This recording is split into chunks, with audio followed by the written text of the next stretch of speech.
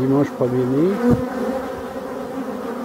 Petite visite de courtoisie aux abeilles de la forêt. On peut voir qu'il y a énormément de bourdons.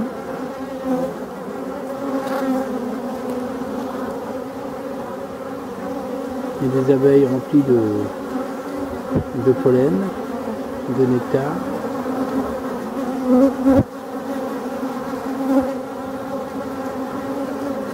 Gros bourdons, gros bourdons.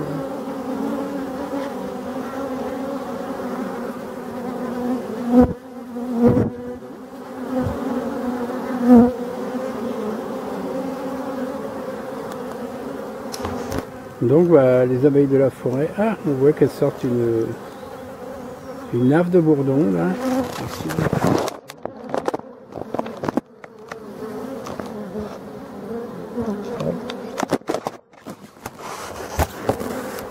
Je crois qu'elles en ont marre d'élever du bourdon, elles veulent de la place.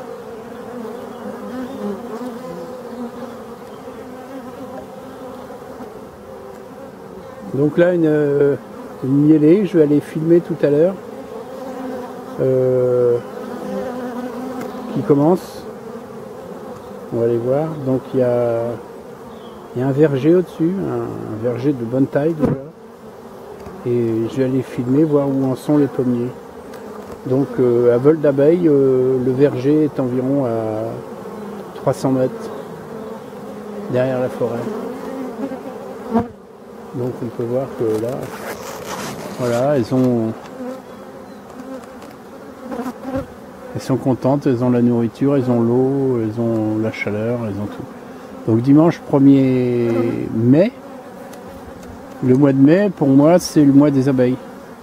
C'est là où elles ont partout de la nourriture. Quand on parle de famine, si on a une biodiversité avec 1000 fleurs, il n'y a pas de problème, elles trouvent une fleur tous les jours. Hein. Le problème c'est quand on les met dans des...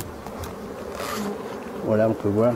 Quand on les met dans des déserts au bord des champs où il y a une monoculture, bah évidemment c'est compliqué parce que elles n'ont pas plusieurs pollens. Alors la santé hein, des abeilles pour moi c'est aussi, comme vous voyez, un cadre de pollen avec 6, 7, 8 couleurs de pollen différents. Bon, même 4, 5 c'est déjà pas mal. Mais si vous avez un seul pollen, bah, pour moi il y a un déséquilibre dans la ruche. Parce que dans la nature, on peut voir un gros bourdon qui rentre, dans la nature, telle qu'elle était auparavant, il n'y avait que des multifleurs. On appelait du miel multifleurs. Maintenant on fait miel de colza, miel de machin. Moi-même j'ai eu une mielée de colza parce que j'avais un champ à la maison pas loin. Du coup ils ont fait que ça. Hein. Mais bon, derrière, moi j'ai des fleurs tout autour. Je me bats pour défendre les talus, pour qu'on les laisse fleurir. Et bah, on peut voir la différence. Hein. Donc c'est la Warno. Pour finir, et on peut voir que bah, c'est celle que j'ai ajoutée de hausse. Hein. Voilà, on peut voir, il y a des abeilles, elles sont maculées de pollen. Hein. J'essaie de vous en trouver. Regardez ça. Regardez celle-là.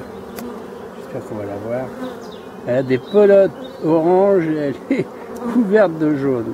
Donc elle a fait 2 fleurs. Il y a vraiment des abeilles très courageuses. Hein.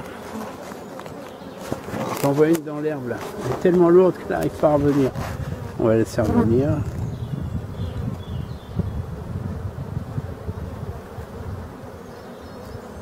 Alors on voit le pollen, mais on voit pas le nectar. Et là je pense que cette ruche le fait. Là voilà, hop, elle est rentrée déjà. Oh ouais, c'est incroyable, elles ont 2 pollens, hein. Du orange et du jaune. On va aller voir ça sur les pommiers, sur le verger. C'est principalement des pommes, mais il y a des cognaciers et des poiriers aussi. Allez, je coupe, je jette un petit coup d'œil et puis après je continue la visite de Courtoisie. Pas d'attaque.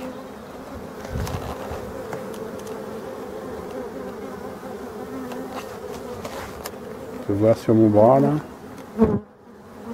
Il y en a une qui se repose. Ouais. Alors voilà, une qui vole là.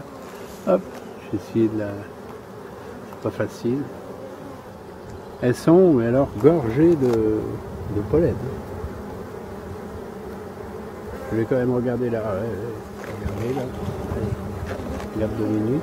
Si on a la chance qu'on a une schtroumpf jaune. On a des schtroumpfs jaunes qui rentrent. Il y en a une qui ressort, on a plein la tête. Hop, là une, hop, là-bas au fond. Donc il faut savoir que l'abeille noire, elle est quand même extrêmement poilue. Tac, on peut voir. Extrêmement poilue, ce qui fait qu'elle ramène bien du pollen. Hein. Donc elle ne fait pas les voyages. Ah ouais, c'est ça. On peut voir. Ils font pas les voyages à vide. Ils sont capables de ramener. Oh là là, c'est beau ça. 2 nectars. T'énerve pas toi. Elles peuvent ramener du nectar et on peut le voir ici, 2 pollens différents. Hein. Voilà. Donc je pense que voilà. On se dépêche. Hein. Ouais. Je vais essayer de ne pas bouger. Sur le temps, on va avoir une belle image de l'autre.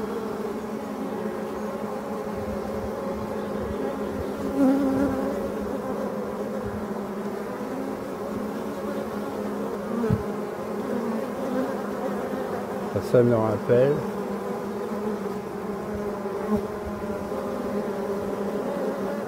Extraordinaire. Bah là, nous on n'a plus rien à faire. Hein.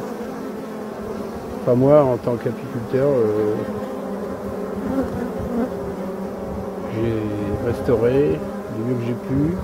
J'ai mis en place. Mon but c'était d'être prêt au 1er mai. Il me reste 2 cadres à changer sur cette ruche et refaire cet été, remettre 2 cadres en construction naturelle. Hop.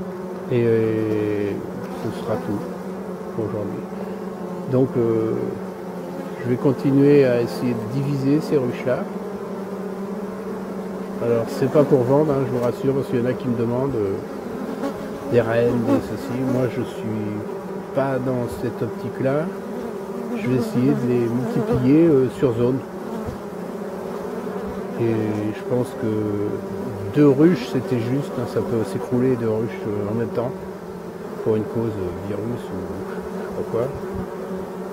Et là mon but c'est d'essayer d'en faire 4 pour avoir plus de chances de faire un rucher un petit peu à l'écart, un petit peu des ruches à pépé, comme on disait autrefois, dans le milieu de la forêt. Donc seul lui, il sait où elles sont et il essaye de faire ce qu'il peut pour que les abeilles soient bien. Donc voilà, allez, je coupe.